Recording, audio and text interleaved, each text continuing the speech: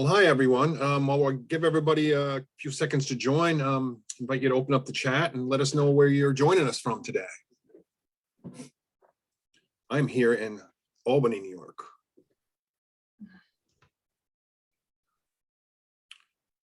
Harrison in Syracuse, New York. Naples, Florida.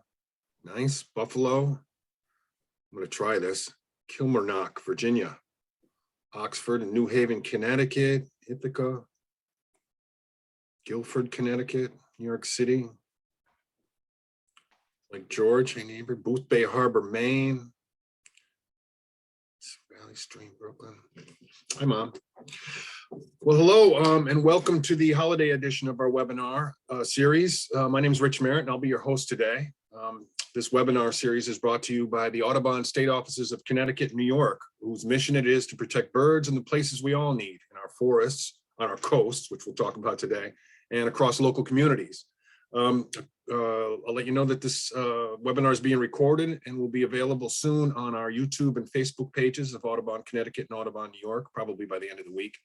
And questions are welcome here in the chat box at any time, and we will have time for question and answers at the end. Today's webinar is on the conservation of that beautiful little Saltmarsh Sparrow, and to introduce our speaker is my friend and colleague Jillian Liner, the Director of Conservation for Audubon New York. Jillian has been with Audubon for more than 20 years and has been spearheading Audubon New York's priority salt marsh work for quite a few years now. With that, I'll hand it over to Jillian to introduce our speaker. Jillian. Thanks, Rich. Hello, everyone. I am so happy to be able to introduce you all to Aimee Weldon. Aimee is the coordinator of the Atlantic Coast Joint Venture, which is a regional partnership that collaborates to restore and sustain native bird populations and habitats throughout the ACJV region, which extends from up in Maine all the way down to Florida and includes Puerto Rico. The partnership is currently focused on one of the most imperiled habitats in the region, and that is coastal marshes and the suite of vulnerable birds that depend on them, like this cute one here in the photo. That coastal marshes and the protection of the species that depend on them is also one of Audubon's highest priorities. So we're thrilled to have Aimee here with us today. And Aimee joined the ACJV back in 2016, and she's based in Hadley, Massachusetts. In her role, she's responsible for guiding the strategic vision of the joint venture, and she also coordinates the many efforts of the partnership to move the needle on priority species conservation. Prior to joining the ACJV, she directed the land protection and habitat restoration activities at the Potomac Conservancy, and she authored Conserving Habitat through the Federal Farm Bill, a guide for land trusts and landowners, and she's held wildlife leadership positions at Defenders of Wildlife and also at Audubon. She used to coordinate Virginia's Important Bird Area program. She has her master's degree in ecology from North Carolina State University and her bachelor's degree in biology from the College of St. Benedict in Minnesota. We have been working with Aimee and her colleague, Mitch Hartley, who also has Audubon ties. Mitch used to work with me at Audubon New York. We've been collaborating with them for the past few years as Audubon has expanded our coast program in New York and Connecticut to address the needs of the Saltmarsh Sparrow and improve coastal resiliency for birds and people. We highly value your partnership, and we can't wait to hear more about the incredible work of the ACJV. Welcome, Aimee. Thank you, and welcome everyone. Looking forward to having the opportunity to tell you a little bit more about what I think is an amazing little bird in a highly complex and amazing habitat system. As Jillian mentioned, I work for the Atlantic Coast Joint Venture, and this is a map that shows the boundaries of the joint venture. Everything within that green area is the area where we work within. And the way we work is through partnerships. And so the joint venture is made up of a massive partnership that includes state, federal, NGO, and academic partners and everything in between. And all of these partners are collectively working toward the advancement of bird conservation on the ground for native birds.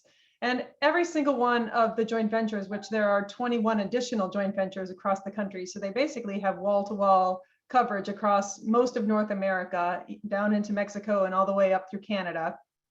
And each joint venture is different.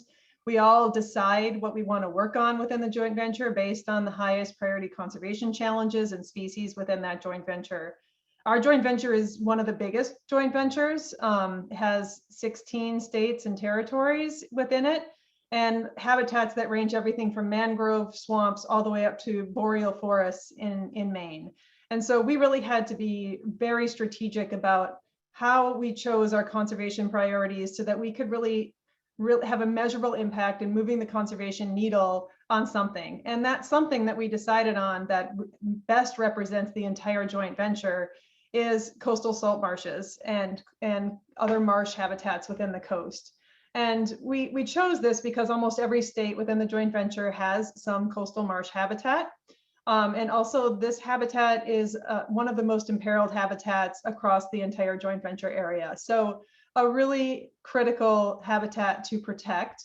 And then to represent that system and the entire geography of the joint venture, we wanted to select a few flagship species that best represent that coastal system and then concentrate our conservation toward those flagship species. So we have three, the black duck, the black rail, and the Saltmarsh sparrow. And so today I'll be focusing specifically on the Saltmarsh sparrow.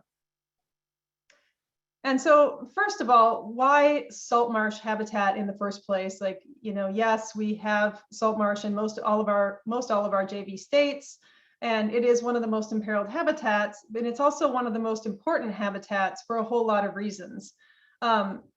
The estuary system is a system that occupies about 4% of the total landscape in the country, but it supports 40% of the people. And that area also supports nearly half of the economy that comes from that estuary coastal system. So these are really critical systems for people as well as wildlife. They are the first line of defense, of natural defense for coastal communities for hurricanes and other severe storms, which, as we all know, are becoming more and more common. And there was a study after Hurricane Sandy did so much damage, and this picture is actually a picture of a town in New Jersey after Hurricane Sandy, and you can see all the flooding. And this study showed that the areas that had marshes fared much better than the areas that didn't have marshes. And they calculated that marshes overall prevented more than $625 billion in damages to private property. So they're pretty much free protection for coastal communities and make one heck of a good investment if you restore those salt marshes, because every dollar that you invest in restoring salt marshes in coastal systems results in a $6 return in cost savings and reduction in human harm. So really important system. They also have really significant carbon sequestration value. We call these the carbon that's sequestered in these marine and coastal environments blue carbon. And the coastal salt marsh system can capture carbon at rates 10 to 50 times greater than forests. So you need 50 acres of forest to equal 1 acre of salt marsh. And you can see here in this bar graph taken from a paper that I've reviewed recently that shows the rates of tropical forests compared to coastal salt marsh system. And they're, in this particular instance, 50 times greater. And the carbon that is in those systems is stored there for millennia. So literally thousands of years versus carbon in terrestrial forest systems that is stored generally only for decades or 100 years or hundreds of years at the most. And that's because that kind of carbon is constantly cycling as vegetation is decomposing, released back into the environment and taken up again, versus these salt marsh systems where they just capture sediment and it is buried in an anaerobic environment. It can be 6 meters thick in some places, and it just stays there for thousands of years if it's not disturbed. And this area also has a tremendous value for fisheries. This is part of that economics figure that I just presented a couple of slides ago, that a multi-million-dollar fishery is supported, that nursery habitat and salt marsh systems that support 75% of the commercial fish and shellfish harvest out there. So super critical habitat, like no doubt this is an important habitat to protect. And then why did we select the Saltmarsh sparrow as our species out of all the other species that are in this salt marsh system? Well, number one is that this is a bird that's endemic to the coastal marshes of the eastern United States. It's the only bird that's endemic to the Atlantic Coast Joint Venture region. And that means basically that it is found nowhere else in the world. Its entire global population is here in the United States on the Atlantic and Florida Gulf coasts.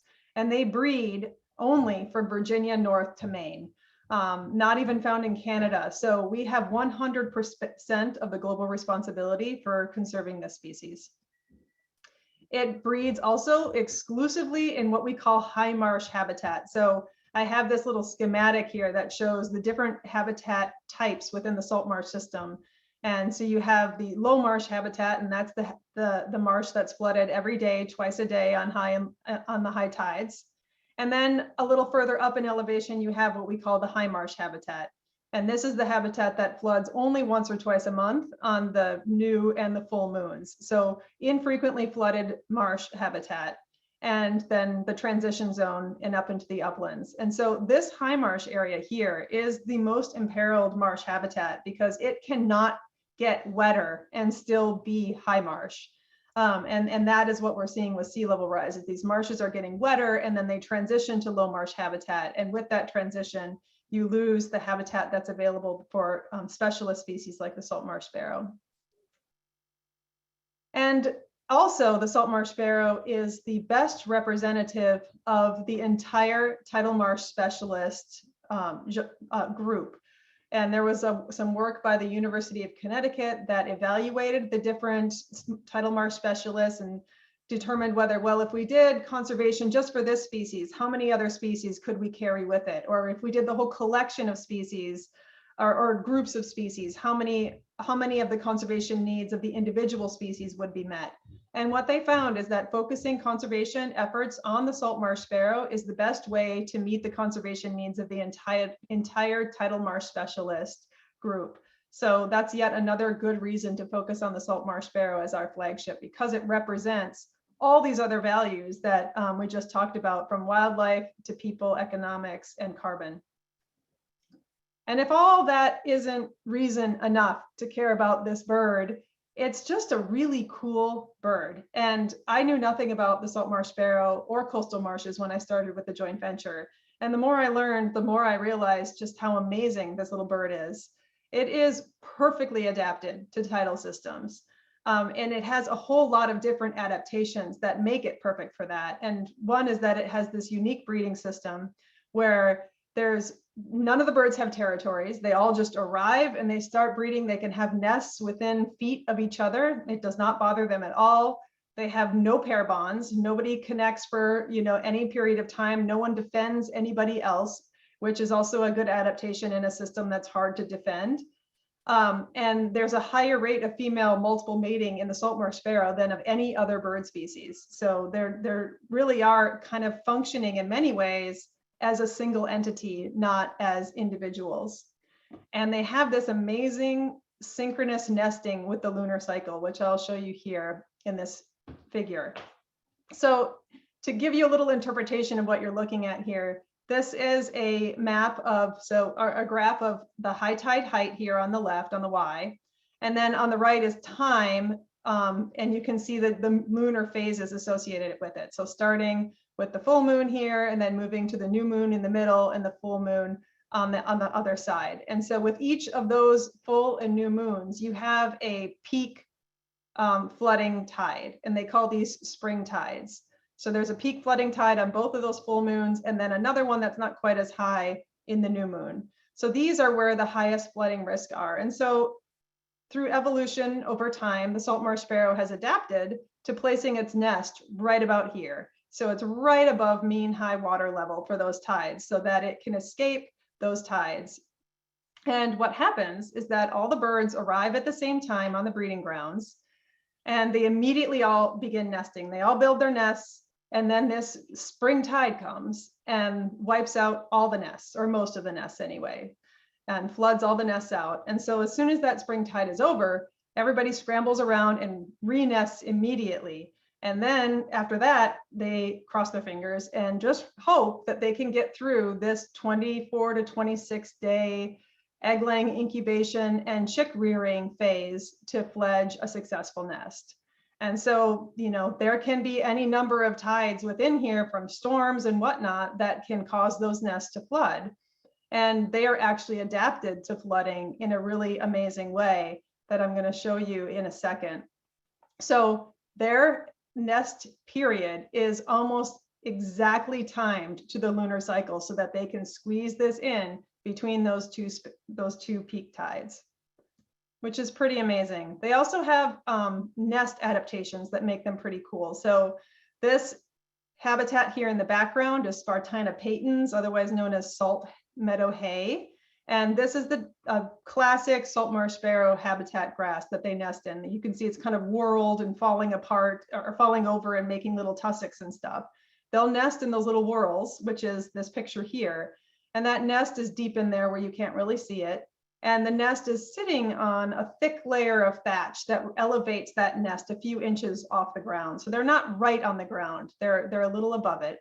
And then they build this canopy of grasses that goes over the nest, which serves both to hide it from predators, but also as protection and against flooding events, which I'm going to show you here if I can get this video to work, which I tested it and it should.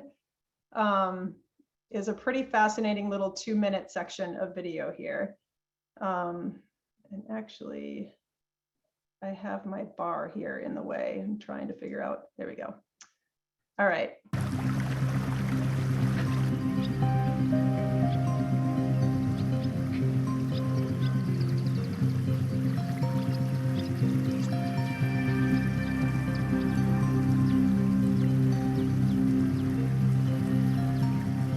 It can be a disaster.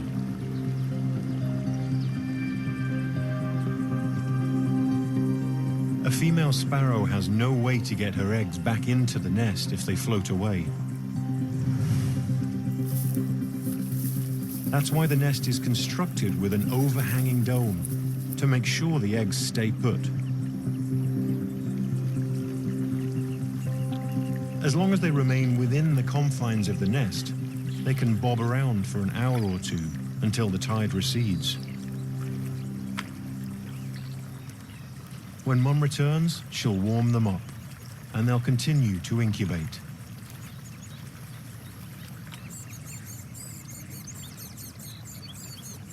After the eggs hatch, the chicks have no protective shell to float around in, so they're more vulnerable than ever.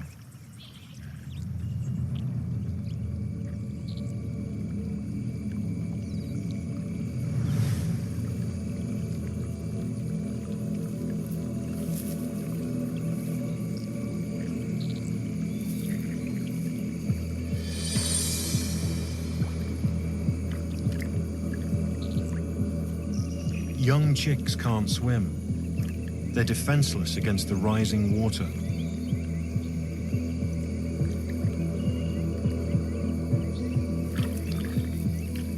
But once they're about 5 days old, they're strong enough to climb up above a flooded nest and wait out the tide.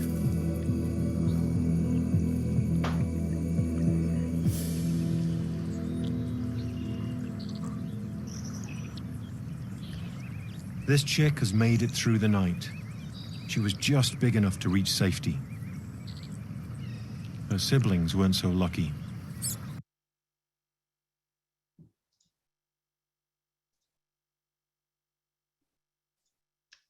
So that just is, I think, a perfect video to show the really amazing adaptations that this sparrow has for tidal flooding. And there's been research on this that shows that some nests can be flooded 10 times and then still be successful at the end, because if the floods hit at the right time and those eggs stay in the nest, they can be rewarmed up and incubated by the female. Or if those nestlings are old enough, some of them can crawl up out of the nest.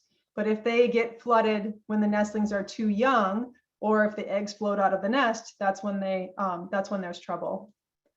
And so what's happening here under a sea level rise scenario is that the tides are getting higher, and what is resulting from that, and the storms are getting more frequent. And so what's resulting from that is probably not so much of an impact here, but you'll see this flooding event from the new moon here, sometimes it's the full moon, which always was fairly safely below the nest height, is now above the nest height. And so this is now becoming a high flooding risk threat during the incubation and nestling stage. So, and the one here on the end too is also one that could be more of a risk. And so what's happening is that we're seeing these major population declines due to nest flooding. And that is the primary driver of population loss in the Saltmarsh sparrow is nest flooding. As you can see from this really sad picture of a flooded nest full of nestlings who at the time are still alive, but I don't think this nest made it. So over the last 20 or 30 years, there's been a more than 87% decline in the Saltmarsh sparrow population. And that's largely due to the sea level flooding. The sea level rise in this area is 2 to 4 times the global average here in the Northeast. And there's also more frequent storms. So it's not just those predictable tide flooding events, it's actually more storms as well.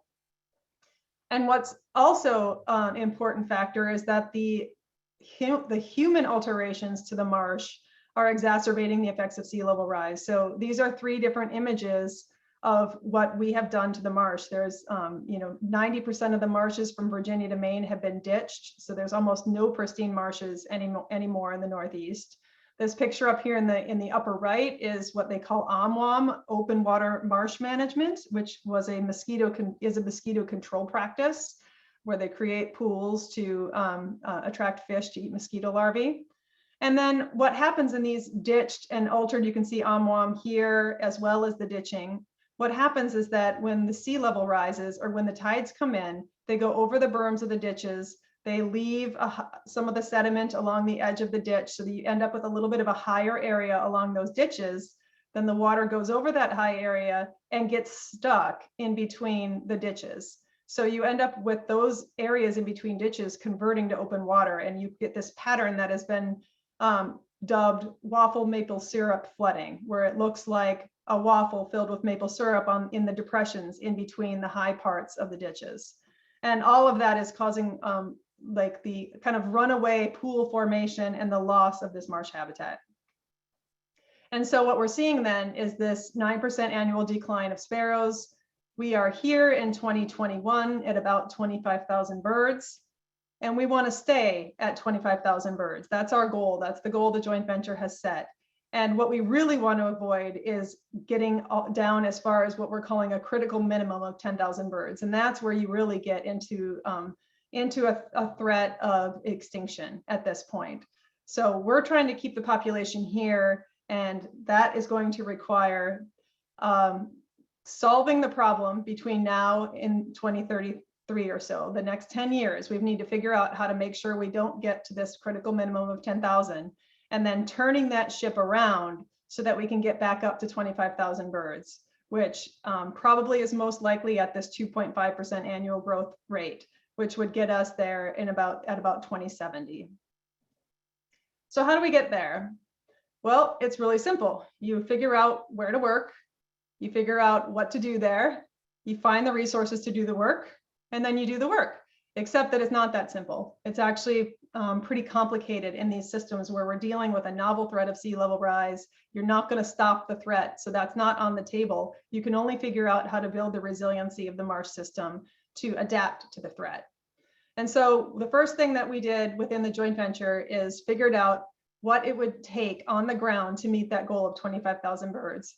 And so we set acreage goals for the short term to avoid that 10,000 bird goal, or that 10,000 bird lower limit. We want to make sure we don't get there. So that means we need to get 23,000 acres of high quality high marsh habitat on the ground before 2030. And then if we're going to turn that ship and grow the population back up again, we need a total of almost 80,000 acres of high quality habitat on the ground, and broken out by right now the current distribution of Saltmarsh sparrows across the landscape. What percentage of the population do each of these states support? That's the percentage of the acreage goal that they've been given. And we also developed a tool that's going to help identify those marshes within the breeding range, since that's where the main threat is the breeding range. We're focusing almost all of our energy there, that have the characteristics of high quality high marsh habitat, that are the most resilient marshes with the least amount of of alterations and the right kind of habitat. So this is the screenshot of our Saltmarsh Sparrow habitat tool, which you can find on our website if you're interested in looking at your own state. And then since those areas are pretty big, especially in the mid-Atlantic, up in Long Island in the Northeast, not as much big patches like that, but there's 10,000 acre patches in this area in the mid-Atlantic. And so in order to be more strategic, we needed to figure out how to step those marshes down. And so we formed a number of working groups in each state to identify the highest priority patches from this tool and look at each of those marshes and figure out what needs to be done in those marshes and create kind of an individualized conservation plan for each state. And so what do we do when we get there? Well, number one, you need to restore and enhance or create what we call high quality high marsh habitat. And that's not just high marsh habitat. It's high marsh habitat that's capable of supporting population growth. So right now there's plenty of high marsh habitat out there, but it's flooding too much. And so we need to create high marsh habitat that doesn't flood so much that these birds can't get a nest out. And then we also need to plan for the future. We need to protect the highest priority marsh migration corridors that are out there so that we have a place for marshes to go in the future. And there's a handful of priority management actions that we are recommending for most of the marshes that are out there. This is by no means all of the things that can be done to build resiliency in a marsh, but these are the most common ones. And I'm going to run through each of those one by one. So this first one is ditch remediation. This is one that's we've done quite a bit of, our partners have done quite a bit of in the Northeast. It basically entails cutting the high marsh vegetation after the breeding season is over. And you can see these guys over here, they've got leaf blowers, and they're blowing and rolling that grass into into strategically selected ditches. And then this middle picture, you can see they've got twine that's holding down that natural vegetation to keep it from floating away when the water rises during the tides. And over time, with reapplications of this, you slowly build the elevation in the bottom of the marsh up until you get to this point on the right where natural vegetation is able to take root and start growing. And then that traps even more sediment and allows the elevation to increase even at a faster pace. So you can see that the grass that's growing in here looks a little different from the grass that you see up here. That's because this is low marsh grass and this is high marsh grasses. So this elevation here is still too low to support the high marsh vegetation that sparrows need, but eventually it will get up to that point and then you'll have a more healed marsh.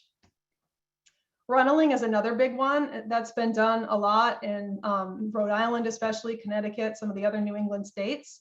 And this is a pretty simple concept. It's basically digging a very shallow ditch, like a micro ditch.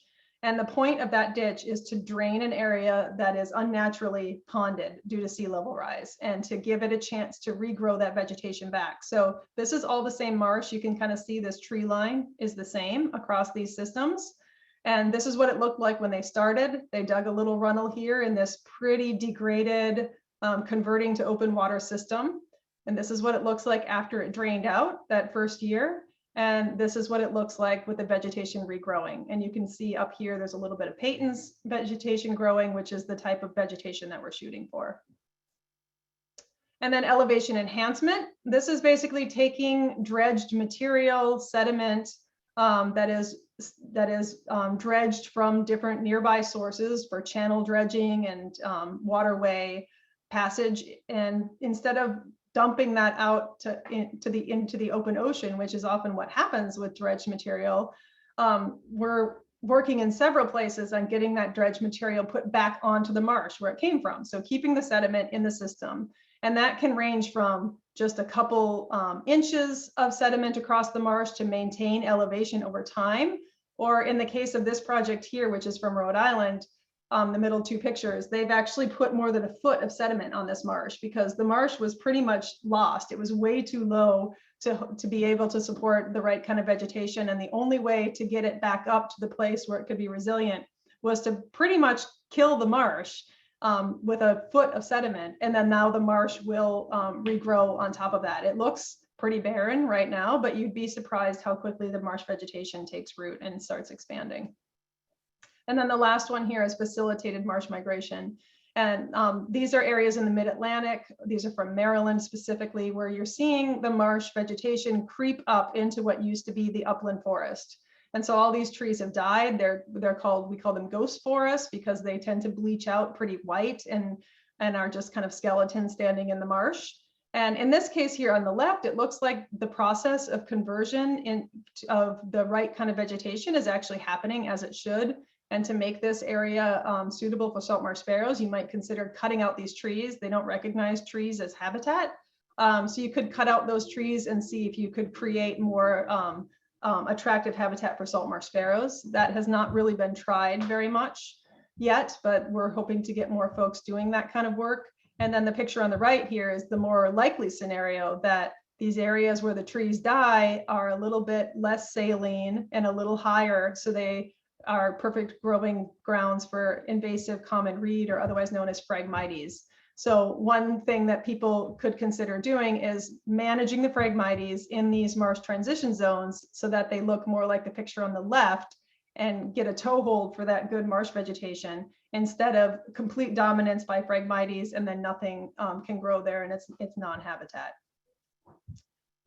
So those are just a handful of some of the management projects that people are doing on the ground.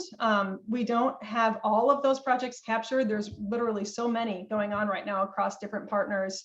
But we are asking people to put them into this project inventory whenever they can. So this is available online. You can get the link on our website, and you can check out, you can click on each of these little bird links, which is an individual project. You can read about those projects. And then this is like the rolled up information here. How many projects are in there? Where are we in our progress toward our goal? You can see most of these projects target high marsh habitat. That's the red one. And the mix of high marsh and low marsh is the blue one. So really looking at the right habitats, and how long do people expect before that for those restoration projects to be complete. So this is really a way for us to help catalog how far we've come and how far we have to go. And so this whole Saltmarsh Sparrow effort has really been just gaining momentum like crazy. It's almost more than we can handle. It's been so successful. People are so interested in this bird because of all of those values that it carries with it. And in just the last 3 years or so, we've raised more than $3.2 million for Saltmarsh Sparrow conservation across the partnership through the joint venture. Like, we've been applying for multi-state grants that have gotten like $1 million grants to do work on testing some of these management actions and a variety of other things. And then it's also become a highest priority species for the U.S. Fish and Wildlife Service in the Northeast region. This is one of the top priorities of the region. And also a major priority of the states. We have this executive committee that's made up of the wildlife directors of each of the states, and leadership within the other federal agencies like NOAA and NRCS. And so everyone is kind of working toward these goals of reaching a 25,000 bird population goal. Funding organizations like National Fish and Wildlife Foundation have also prioritized funding for this species in terms of through the context of coastal resilience, and NGO partners as well are doing a tremendous amount of work on the ground, like Audubon. And so the big question, which you may be asking yourself is, well, is this going to work? And the answer is we really don't know. A lot of these restoration projects are novel. It's the first time we're doing them on the ground. We haven't had a lot of time to see whether those restoration projects are going to result in high quality habitat. What we do see is that they are resulting in conversion of vegetation in the direction that it should be going. So those runneling projects move from open water to mudflat to low marsh vegetation to high marsh vegetation. And so we are seeing that, but in order to support a saltmarsh sparrow, you need a little bit more than that. You need some years of building up a thick thatch layer so that they have, all of the components that they need when they're looking for a good place to nest. Not just the flooding regime is restored, but you've got to get the vegetation right too. And even if in a worst case scenario, we fail miserably and the bird goes extinct, which we're really hoping that that's not going to be the case. And I'm feeling optimistic that it won't be, because there's so much momentum behind this bird. the coastal systems are still going to be in a better place than they were, because all this work is going into figuring out how to fix this system that is kind of broken right now. And the more that we can figure that out, the more quickly we can scale those things up in the right places using the right techniques. And so with that, I am happy to take any questions people have. Aimee, thank you very much. That was great. We had a lot of wonderful questions in the chat already that we'll get to in a few moments, but that was wonderful. Thanks, everyone. The floor is open for questions. If you have any, please type them into the chat, and we'll get to as many as we can with the time that we have left. Joining Jillian and I to facilitate the question and answer is Audubon Connecticut's Director of Conservation and another of my friends and colleagues, Corey Folsom O'Keefe. Hi, Corey. Rich? Corey, you lead Audubon's saltmarsh restoration efforts on the Connecticut coast. Would you like to tell us a little about that before we jump right into the Q&A? Yes, I would. As Aimee was talking, she was talking about the different strategies that the Atlantic Coast Joint Venture, has recommended to try to increase the resilience of the marshes. And at the Great Meadows Marsh in Stratford, Connecticut, we're actually trying out two of those strategies. So one of them is we're enhancing elevation in areas adjacent to where saltmarsh sparrows currently nest by sort of creating these mounds or hummocks to see if maybe the saltmarsh sparrows might nest on these mounds and be a little bit less susceptible to flooding. And then we're also connecting sort of areas where there's pooled water to tidal channels. So it's kind of like runneling, but a sort of a slightly larger scale. But to, again, sort of try to get some of the water from this marsh to sort of drain out into sort of reestablish tidal flow in and out of the marsh. So great to hear some of the things that Aimee's mentioning are actually taking place in Connecticut and in New York as well.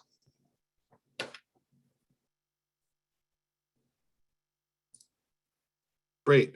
So we'll go right into question and answer. Corey, do you want to start with one? Pitch one to Aimee, if you'd like, while you're there. Sure. Put you on the spot. Yeah, you can. Let's see here. Well, I know that one of the questions that was asked earlier was how do upstream dams affect the resilience of a marsh or the health of a marsh? Yeah, that's a good question. And it's one that we kind of explored for a little while a few years ago, because there are some places where dams are holding back sediment that should be brought to the marsh and distributed across the marsh surface. And there has not been a comprehensive evaluation of where those dams are. We've had some conversations with some of our partners, like at USGS and NOAA, about those questions, but no one has really evaluated that yet. But the partners working on the ground, the consensus is that most of the sediment that's needed in a marsh system is coming from the marine environment, not from the riverine environment. That's different depending on where you are in the landscape. West Coast might be different than East Coast, et cetera. But most of the sediment that the marshes need here is coming from the daily tides and depositing sediment on the marsh from the daily tides. So the answer, I guess, is kind of like an unknown right now, but we have kind of decided to move more in other directions because it seems like maybe that's a lesser threat than some of the other things that are out there that need to be addressed. There's another question here, Aimee, and it's one that I've received in the past too, about whether saltmarsh sparrows prefer vast marshes, or would they nest and be successful in smaller marshes? Yeah, they are remarkably resilient and able to nest in small places. I think that if they had a choice, they would probably choose a larger marsh. But they're also in like the marshes right outside of New York City, and they're actually doing well in those marshes. And so as long as they have the habitat, they can squeeze in almost anywhere. So that's really good for restoration, because it's kind of like if you build it, they will come kind of a thing. They're really good dispersers. They're good at finding little pockets of the right kind of habitat here and there. So if you can create those pockets, even if it's on like a 5-acre scale, you can still get birds there. Definitely better if it's bigger, but they, each of these marshes plays a role in supporting some of these birds. So yeah, the thing that they tend to avoid is kind of like this edge kind of thing, like tall things along the edges, like trees, buildings, that kind of thing. They don't really like edges. So the further they are away from, like the angle to the horizon is kind of important. Like they like a flat horizon, ideally. And they will go to an area with a flat horizon before they'll go to an area where the first, your angle is to a tree or something instead of just out across a flat horizon. But they will nest in these small places. They're kind of amazing. Thanks, Amy. Got another question actually that's from a couple of people. Barbara asked, how can the average citizen help this effort? Somebody else also asked a little earlier, how can we volunteer to help? Yeah, so there's obviously, unless you have your own salt marsh in your own backyard, there's not much you can do on the restoration side of things. But there's plenty that you can do to support habitat. Like if you're not familiar with the federal duck stamp program, that's a really great way to invest in marsh restoration and wetland conservation. The duck stamps were historically, you require one for hunting, so hunters have to buy a duck stamp. But anyone can buy a duck stamp, and they're beautiful. Like you can have a collection every year. You can get the latest duck stamp. It's a result of an art contest where people paint ducks every year, and there's even a little really fun little Netflix documentary about the duck stamp contest. So that's one way of putting money toward the conservation of wetlands. That is really a program that's doing a lot of good. Like a lot of habitat has been bought through the duck stamp. So supporting those kinds of things, supporting your local efforts, supporting, if you're in a coastal community, ordinances that protect salt marshes and migration areas is also another good way to work kind of on the local level. Okay, one question. There was actually a question early on about, are invasive plant species a problem in marshes, which I sort of replied that Phragmites can certainly be a problem. Then there was a follow-up question that was sort of, does Atlantic Coast Joint Venture recommend including eradication of Phragmites in restoration efforts? Yeah, and that's an it depends kind of an answer. So Phragmites is just ubiquitous. It's everywhere, and you could easily spend your whole career battling Phragmites and never get done. So what we are recommending as it relates to Phragmites is focus right now the restoration efforts in the marshes that currently can still support saltmarsh sparrows and make them better. And there's still plenty of marsh out there that can support 25,000 birds. And we can just work on those areas and keep them in high quality, or move them that small bit to get them toward high quality. But starting with a Phragmites marsh is a much bigger hill to climb to get to the place of high quality habitat, and it's just a bear to keep up with. So generally, we recommend the Phragmites management and eradication in the marsh migration zone. That's where you're going to have the most bang for your buck, because you're really allowing then the marsh grasses to take hold and move upward. Otherwise, you'll have this barrier of Phragmites, and then the marsh will not migrate. So that is a really good place to be focusing on frag control, but generally not in other places. There's a question about, what do the sparrows eat? Oh, good question. They eat a lot of insects. Like you could see, I don't know if you could see from, it might've been a different part of the video. She was coming in and feeding her babies like these massive spiders and crickets and things like that. So they eat a lot of insects and feed a lot of insects to their babies.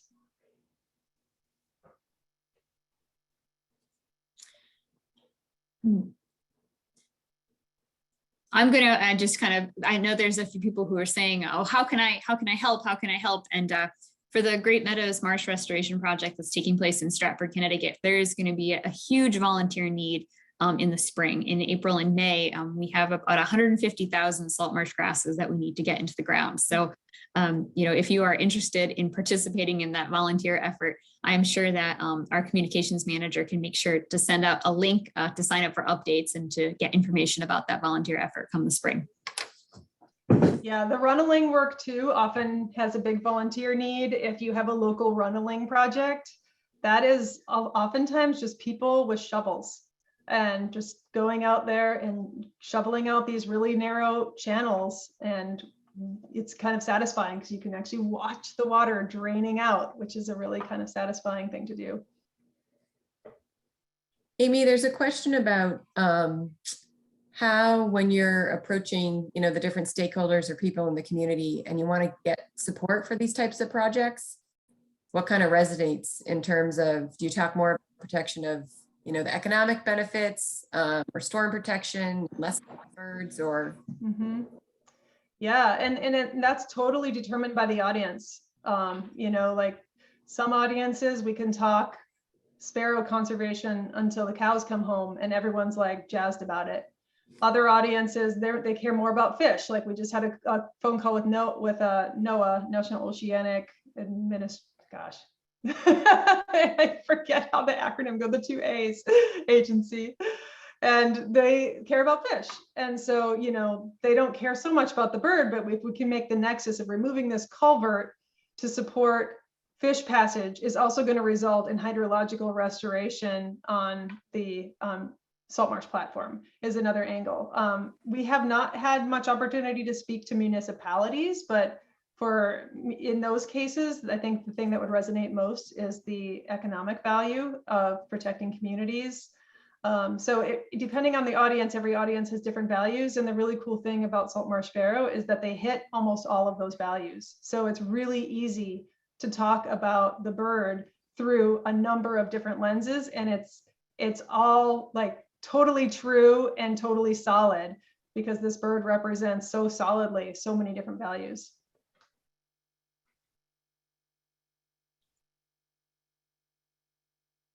So another question, this one's a little bit related to the sort of idea of marsh migration corridors. Are there efforts to expand marshes by getting rid of hardscapes like roads and parking lots to allow a marsh to migrate landward? Yeah, I mean, I think that's possible for sure. I think it takes a lot more work and a lot more money than most people have. So I think projects like that are probably more few and far between. Generally, when we think about marsh migration opportunities, we're looking at places where the landscape is more natural and ideally already open. So like agricultural land, lawns, those kinds of already open areas where it's pretty easy for marsh grasses to colonize and move upland. It's a lot harder for marshes to move into forested areas. Because you've got to kill the trees, and then the trees are causing shade, and then the trees are causing issues with looking like they're non-habitat for a sparrow and things like that.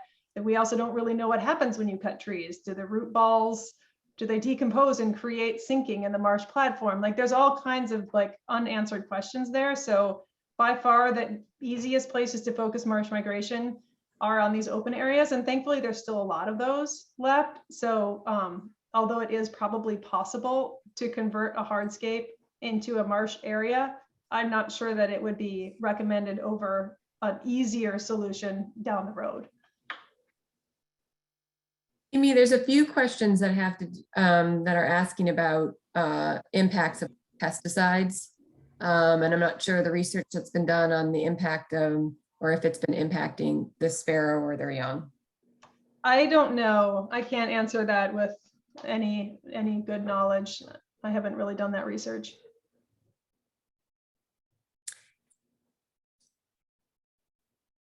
Let me just jump in here and just say we'll only have time for about one more question.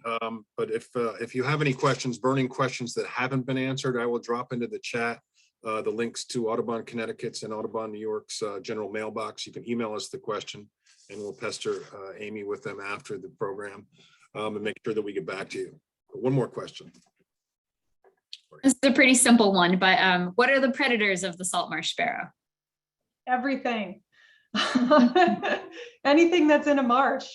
The real answer is we don't really know what like the main predators are. There haven't been a lot of studies on that. There have been studies in New Jersey marshes that have shown that predation is actually a greater driver of declines than nest flooding in those areas in New Jersey, but it's not yet clear what the predator community is. And so that means that it's not really clear how to exclude predators. So likely it's raccoons, it's snakes, it's crabs, it's people have caught deer eating Saltmarsh Sparrow eggs, it's avian predators coming from above, it's everything. A little morsel of protein in a marsh landscape found by anything that lives there is going to be gobbled up.